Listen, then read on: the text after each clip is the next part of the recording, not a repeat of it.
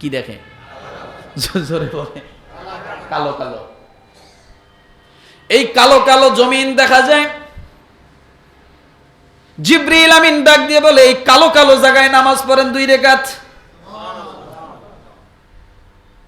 পিছনে ঘুমাইতেছে। এটা কার আলোচনা? ঘুমানোর আলোচনা। তাইলে আল্লাহ নবীকে ডাক দিয়ে বলেন, আপনি এখানে 2 রাকাত নামাজ পড়েন। নবীজি ডাক দিয়ে বলে, এই কালো জমিনের মধ্যে কেমনে 2 রাকাত নামাজ পড়বো? কয় অমনেই পড়েন, পড়া লাগবে। কয় আল্লাহ কইছে? কয় হ। সঙ্গে সঙ্গে আল্লাহর নবী 2 রাকাত নামাজ পড়লেন। নামাজের পরে সালাম ফিরানোর পরে ডাক দিয়ে বলে, নামাজ পড়া হয়েছে, এখন বলো এই যে কোন জায়গায় নামাজ পড়লাম? কয় এটা হলো তুর পাহাড়। যে পাহাড়ের মধ্যে নবীজিকে হযরতে মূসা আলাইহিস সালাম আল্লাহকে দেখতে চেয়েছিলেন, ওই পাহাড়ের মধ্যে আল্লাহর নূরের তাজাল্লিতে পাহাড় জ্বলে পড়ে গিয়েছে, যেটাকে আমরা সুরমা চোখের মধ্যে লাগাই। আল্লাহর নবী ডাক দিয়ে বলেন, আল্লাহ জিবরাইল ডাক দিয়ে বলেন, এই জায়গায় আল্লাহর নূর চমকাইছিল, আপনি এই জায়গায় 2 রাকাত নামাজ আদায় করেন না। সুবহানাল্লাহ। আমরা সুরমা ব্যবহার করি না তো? আশকারা, মস্কারা, তিসকারা কত কি ব্যবহার করি, তাই না? কিন্তু সুরমা, আমরা স্ত্রীদেরকে সুরমা কিনে দেবেন, কিসের কালিকুলি কিনে দেন, এগুলা সুরমা কিনে দেবেন, যে সুরমা পরে তার চোখের সমস্যা হবে না ইনশাআল্লাহ। পুরুষরা ব্যবহার করবে রাত্রে। কখন? পুরুষরা, এটা সুন্নাহ, করবো ইনশাআল্লাহ। চোখের যদি কোনো সমস্যা থাকে নিয়ত করে চোখে দেবেন ইনশাআল্লাহ। সুস্থ করার মালিক আল্লাহ। কয় জায়গায় নামাজ পড়লেন নবীজি? মনে আছে? ধরে থাকেন, ঘুমাইতেছেন নাকি? এরপরে আবার রওনা করলেন। যাচ্ছেন কোথায়? বাইতুল মুকাদ্দাস। এই ভ্রমণের স্থান কোথায়? বাইতুল মুকাদ্দাসে আগে যাবেন। আবার কিছুক্ষণ পরে জিবরিল আমিন ডাক দিয়ে বলেন, নবীজি এখানে দাঁড়ান, এখানে 2 রাকাত নামাজ পড়েন। কয় এটা কোন জায়গা? কয় আগে পড়েন। নামাজ যখন পড়া হলো, আল্লাহ নবী প্রশ্ন করলেন, ভাই জিবরাইল কোথায় নামাজ পড়লাম? ডাক দিয়ে বলেন, এটা হলো আপনার রুহানি সন্তান, আপনার জান্নাতি একজন সন্তান। এই সন্তানটা এই জায়গায় জন্মগ্রহণ করেছিল, বিবি মারিয়াম আলাইহিস সালাতু ওয়াস সালাম প্রসব করেছিল। ওই জায়গা, যে জায়গার মধ্যে প্রসব করেছিল, ওই জায়গায় আপনি 2 রাকাত নামাজ পড়লেন। ঈসা আলাইহিস সালাম নবীজি সাল্লাল্লাহু আলাইহি সাল্লামের জান্নাতি সন্তান। সুবহানাল্লাহ বলেন। কি সন্তান? জান্নাতি সন্তান। কথাটা আরেকদিন বুঝায় বলবো, আগে কেউ সমালোচনা করবেন না যে উনিও নবী, উনি আবার সন্তান হয় কেমনে। মারিয়াম আলাইহিস সালাতু ওয়াস সালামের সঙ্গে আল্লাহ তাআলা নবী সাল্লাল্লাহু আলাইহি সাল্লামকে বিবাহ দিবেন জান্নাতের ভিতরে। কিসের ভিতরে? জান্নাতের ভিতরে। নবী আলাইহিস সালাতু ওয়াস সালামের সঙ্গে আল্লাহ তাআলা বিবাহ দিবেন। তাহলে যার সঙ্গে বিবাহ দিবেন তার যদি সন্তান থাকে, তাহলে সেই হিসেবে সন্তান হয় না? কি বলেন? সন্তান হয় না? সন্তান হয়। যাই হোক, জিবরিল আমিন ডাক দিয়ে বলেন, আপনি এখানে 2 রাকাত নামাজ পড়েন। কোন জায়গা, কোন 2 রাকাত নামাজ কেন পড়বে? মারিয়াম আলাইহিস সালাতু ওয়াস সালামের যখন প্রসব বেদনা শুরু হয়ে গেল, একটা মরা খেজুর গাছের নিকটে যাইয়া হেলান দিয়া বসে বসে কাঁদতেছে, আল্লাহ কোন বিপদে আমাকে ফেলাইলা? এই সন্তান নিয়ে আমি আমার জাতির কাছে কেমনে যাব? জাতিরা তো আমাকে বিতাড়িত করে দিয়েছে। নানান কথা সমালোচনা করতেছে, আমার স্বামী নাই, আমার সংসার নাই, আমার বিবাহ হয় নাই কিন্তু আমার গর্ভে সন্তান।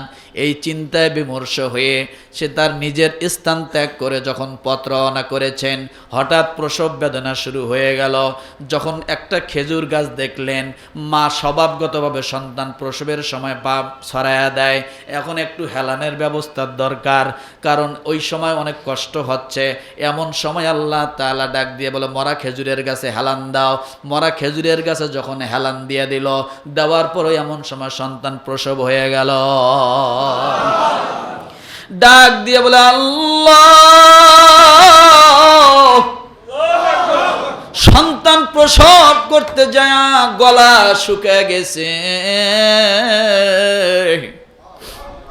ক্ষুধার তাড়নায় আমি আর চলতে পারি না, আমার সন্তানকে খাওয়াবো কি, আমি খাবো কি? আল্লাহ তাআলা ডাক দিয়ে বলে, মারিয়াম, তুমি কিসের চিন্তা করো?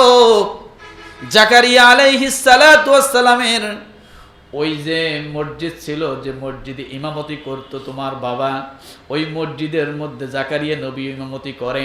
তোমার দায়িত্ব যখন জাকারিয়া নেয়, মেহরাবের মধ্যে রেখে হুজরা খানার ভিতরে রেখে চলে যায়, তার আর মনে থাকে না তোমার কথা। 3 দিন পর্যন্ত বাড়ির বাহিরে ছিল, মসজিদের বাহিরে ছিল। ও মারিয়াম, তুমি বলো, ওই 3 দিন পর্যন্ত আমি হুজুরের মেহরাবের ভিতরে, হুজুরের ঘরের ভিতরে, তালামারা ঘরের ভিতরে কে খাওয়াইছে? কথা বলেন। আল্লাহ খাওয়াইছেন। জাকারিয়া আলাইহিস সালাম এসে দেখে আঙ্গুরের ছড়া ঝুলতেছে, কমলার একবারে ঝুরি ভরা, আপেলের ঝুরি ভরা, নানান জান্নাতি খাবার ভরা। ডাক দিয়ে বলে, মারিয়াম, এগুলো কোথায় পাইলা?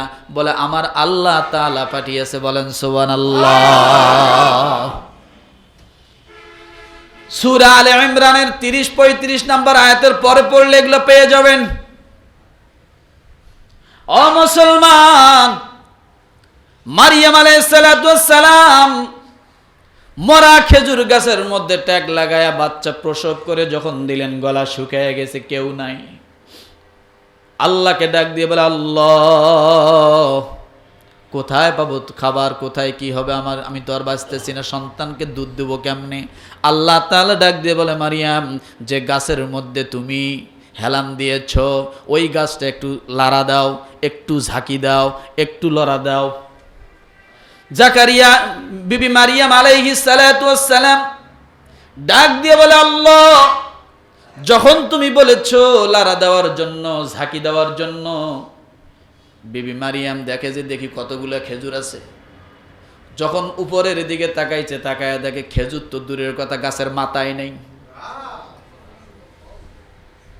সুবহানাল্লাহ বললেন। কষ্ট হচ্ছে, বেজার হইতেছেন তো? সুবহানাল্লাহ বলার পরে বলা লাগলো কেন? আল্লাহ বলল, গাছ ঝাঁকি দাও। বিবি মারিয়াম চিন্তা করলো, দেখি কত কি পরিমাণ খেজুর আছে, ঝাঁকি তো দিব। খেজুরের মাথার দিকে তাকায় দেখে গাছের মাথাই নেই। মাথা ছাড়া খেজুর গাছে মনে হয় খেজুরের ঝোপা বেশি হয়। হ্যাঁ, ডাক দিয়ে বলে, আল্লাহ, খেজুর গাছ আছে কিন্তু খেজুর গাছের মাথা নাই, কিন্তু তুমি বলতেছো খেজুর গাছ ঝাঁকি দেওয়ার জন্য, কিছুই বুঝলাম না। আল্লাহ তাআলা ডাক দিয়ে বলে, মারিয়াম রে, তোমার রহমতের এবং বরকতের হাতটা খেজুর গাছে লাগায় একটা ঝাঁকি দেওয়ার কাম দাও, বাকি কাজটা আমার দায়িত্ব। সূরা মারিয়ামের মধ্যে এই ঘটনা আসছে, আলে ইমরানের মধ্যেও ঘটনাটা আসছে। ও বিবি মারিয়াম, তোমার কাম হলো ঝাঁকি দেওয়া।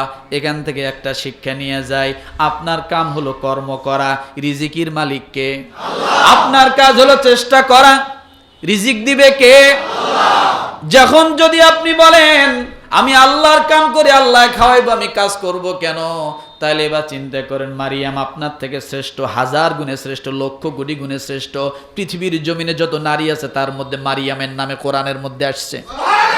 আর কোন নারীর নাম আল্লাহ কোরআনে উল্লেখ করে না।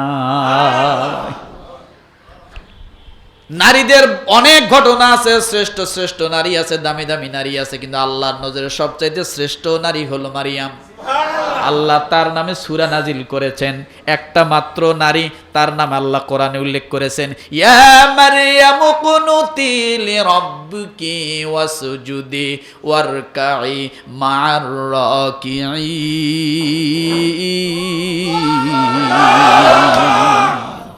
সুবহানাল্লাহ।